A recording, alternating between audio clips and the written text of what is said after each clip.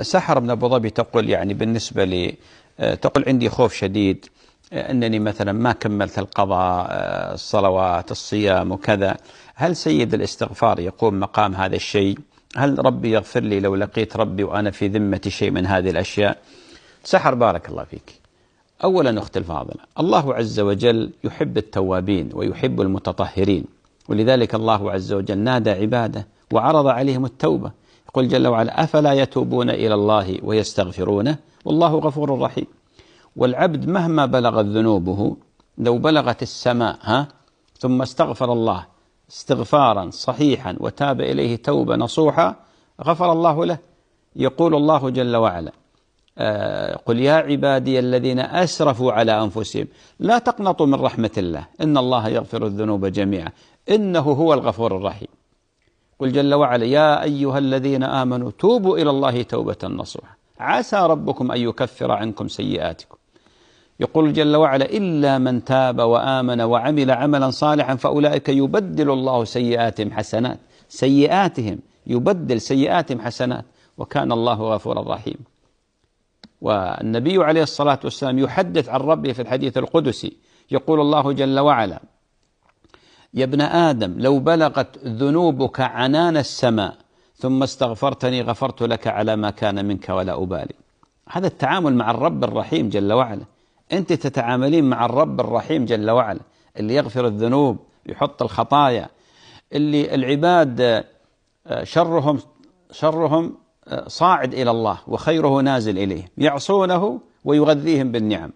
الله أكبر، يعصونه ويغذيهم بالنعم. هذا هو الله أرحم بنا والله من أمهاتنا وآبائنا. فلذلك أختي الفاضلة احذري أن تفتحي باب للشيطان يقول لك أنت خلاص أنت كذا وكذا. انتبهي من هذا. الأمر الثاني، الله عز وجل يقول: قل للذين كفروا إن ينتهوا يغفر لهم ما قد سلف. هذا من الذين كفروا؟ أنت مسلمة، فأنت أولى أن يغفر الله عز وجل لك ما سلف. قل للذين كفروا، يعني الإنسان إذا أسلم كل ما مضى من جرائم، من معاصيه، من آثام، من ذنوب، من خطايا، كل هذا يغفره الله عز وجل.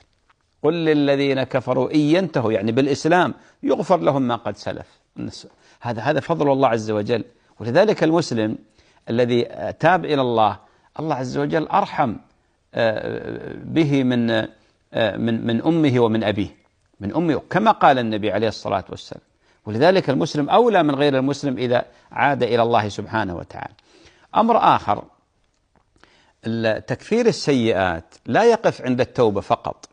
صح، التوبة هي أعظم شيء، التوبة هي يعني من أعظم العبادات، والله تعالى يحب التوابين ويحب المتطهرين، وجميع الأنبياء يتوبون إلى الله. لماذا؟ لعلمهم بمقام التوبة. التوبة مقامها عظيم عند الله سبحانه وتعالى، ولذلك استحق الله تعالى اسم التواب، لأنه يتوب على المخطئين المذنبين، يتوب على المخطئين المذنبين.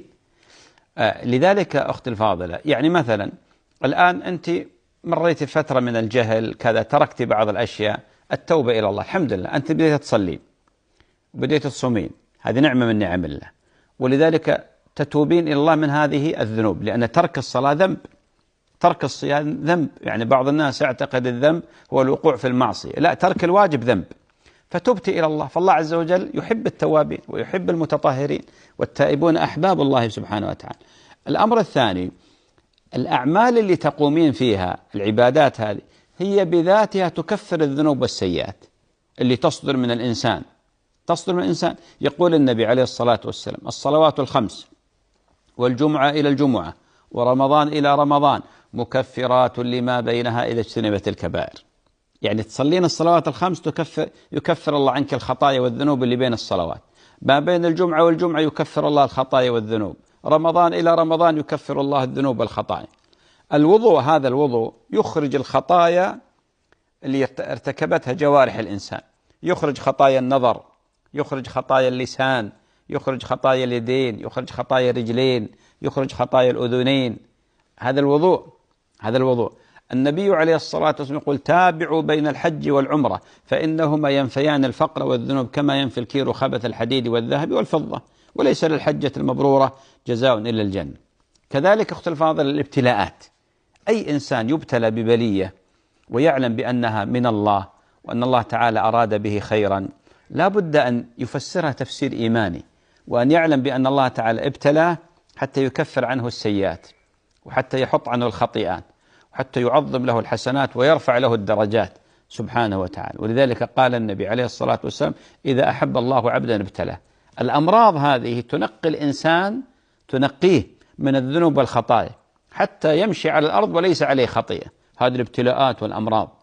فصلة الرحم، بر الوالدين، قيام الليل، قراءة القرآن، كثرة ذكر الله عز وجل، نفع الآخرين، أن يكون الإنسان على حسب طبعا قدرته واستطاعته يكون له خدمة مجتمعية مثل ما يسمونها خدمة مجتمعية، هي أصلا عمل صالح، هذا صالح يقدم الإنسان، كفالة يتيم، رعاية أرملة، نصيحة، أي شيء يقدم الإنسان هذا كله يكفر الذنوب. فأنت على خير يا أخت الفاضلة. دعاء الاستغفار هذا سيد الاستغفار، هذا من الأدعية العظيمة، من الأدعية العظيمة. تقولين: أستغفر الله الذي لا إله إلا هو الحي القيوم وأتوب إليه.